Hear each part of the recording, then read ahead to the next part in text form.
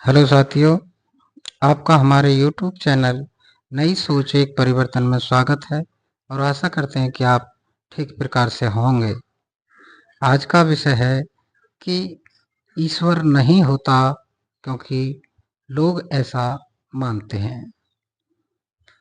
अब देखने में यही आता है कि लोग गाय बजाई के तौर पर खूब ये हल्ला मचाते हैं कि ईश्वर होता है, लेकिन व्यावहारिक तौर पर लोग ईश्वर को नहीं मानते हैं।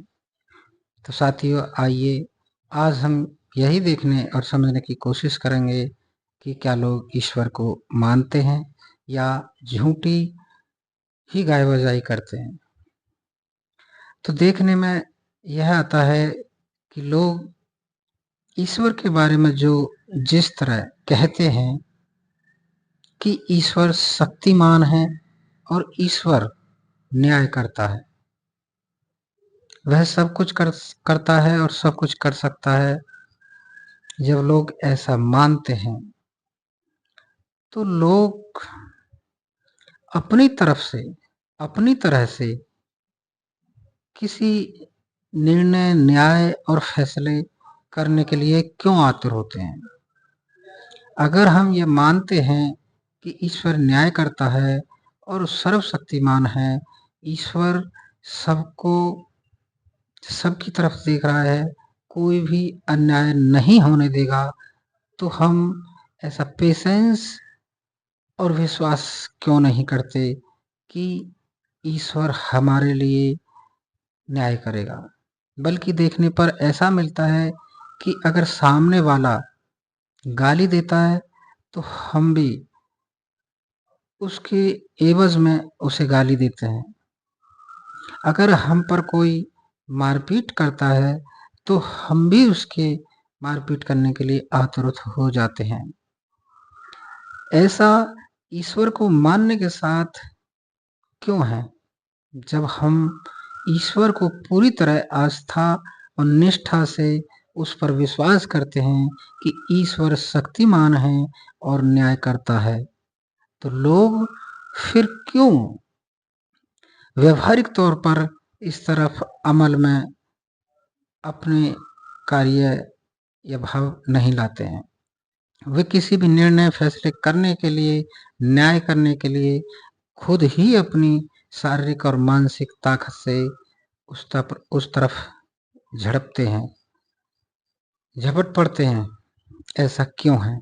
या तो हम यह माने कि ईश्वर नहीं होता, जो भी न्याय हमें अपने लिए करना होता है वो हमें अपनी सामर्थ्य के अनुसार करना ही होता है। अगर हम ऐसा माने कि ईश्वर न्याय करता है और सर्वशक्तिमान है, वो किसी के साथ अन्याय नहीं होने देगा, हमेशा वो न्याय करेगा, तो फिर हम अपनी तरफ से न्याय करने के लिए क्यों आतुर रहते हैं? ये इस प्रश्न का जवाब शायद ही कोई दे पाए, लेकिन व्यवहारिक तौर पर हर व्यक्ति अपने लिए, न्याय के लिए अपनी तरफ से ही हर प्रतिक्रिया करता है। ऐसा क्यों है?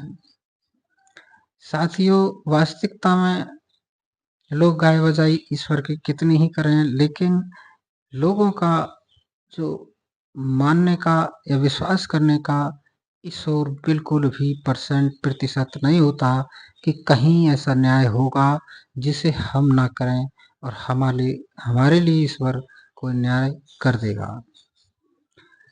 जैसे ईश्वर के बारे में कहा जाता है कि अगर अच्छे कार्य करेंगे तो हमें पुण्य मिलेंगे।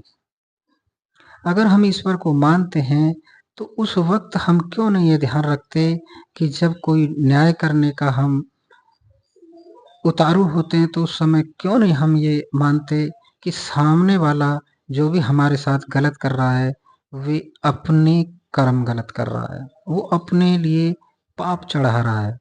तो हमें हमेशा इस बात को ध्यान में रखते हुए सामने वाले को छोड़ देना चाहिए कि वह अपने पाप गलत कर रहा है, वह अपने कर्म खराब कर रहा है। हमें तो अपने कर्म अच्छे करने हैं, हमें तो अपने ऊपर पाप नहीं लगने देना है, तो हम अपनी तरफ से न्याय क्यों करें? यही ईश्वर का कार्य है। ईश्वर वास्तविकता में कर देगा। ईश्वर की तरफ से केवल इतना संदेवर है कि दिन देरी हो सकती है लेकिन अंधेरी नहीं हो सकती।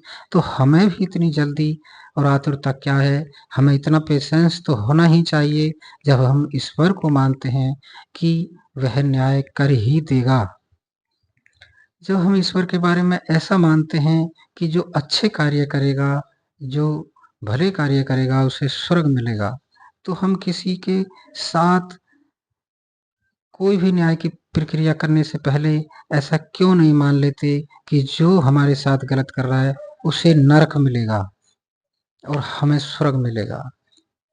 उसके नरक जाने के लिए ही उसके कार्य अपने लिए घातक होंगे, हम ऐसा क्यों नहीं ध्यान करते हैं? ईश्वर को मानते हुए हम ये क्यों नहीं ध्यान करते हैं कि वह जो भी कुछ हमारे साथ गलत कर रहा है उसका ईश्वर मतलब न्याय के तौर पर उसके साथ सजा उसे ज़रूर देगा। हम सजा देने वाले कौन होते हैं? लेकिन देखने में यही लगता है कि हर व्यक्ति अपनी तरफ से अपने न्याय के लिए पहल करता है, करता था, कर रहा है और आगे भी करता रहेगा। हम एक बड़े नज़रिए से देखें तो हर देश के पास इतने हथियार हैं। आज तो हथियारों की आधुनिकता की बात की जाए तो परमाणु बम है, हाइड्रोजन बम है। इससे हम क्या आशा लगा सकते हैं कि क्या कोई व्यक्ति या पूरे देश के लोग ऐसा मानते हैं कि हमें हथियार बनाने की क्या आवश्यकता है? हमें दूसरे पर वार करने की क्या आवश्यकता है? जब हम ईश्वर को मानते हैं, तो हम ईश्वर के उस न्याय की प्रोसेस प्रक्रिया पर विश्वास क्यों नहीं करते हैं? क्यों हम हथियार से दूसरे पर वार कर देते हैं? अपने न्याय के लिए हम बिल्कुल भी इस भरोसे के साथ क्यों नहीं है कि ईश्वर न्याय करेगा?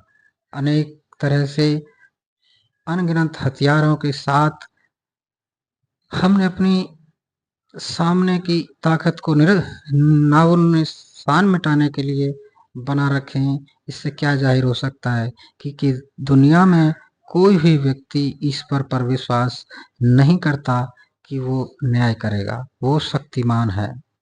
इतिहास गवाह है कि कितनी ही लड़ाइयाँ, कितने ही युद्ध इसी इंसानी ताकत के तौर पर हुए हैं कि हम हैं, तो सब कुछ है। हम ये चाहते हैं, बाकी कि ईश्वर पर निर्भर होकर किसी ने ऐसा नहीं सोचा कि हम ऐसा क्यों करें? सामने वाला गलत कर सकता है, वह है, उसके लिए आज़ाद है, लेकिन हम गलत नहीं करें क्योंकि हम ईश्वर को मानते हैं। कितनी पौराणिक कथाएँ ऐसी हैं जिनमें इस बात का बिल्कुल भी परवाह न करते हुए अपनी तरफ से लड़ाई लड़ी गई है। अगर हम महाभारत की बात करें तो मान सकते हैं कि दुर्योधन अपनी तरफ से गलत था। वह पांडवों को उनके हिस्सा नहीं देना चाहता था। तो ये बात एक तरफ गलत है।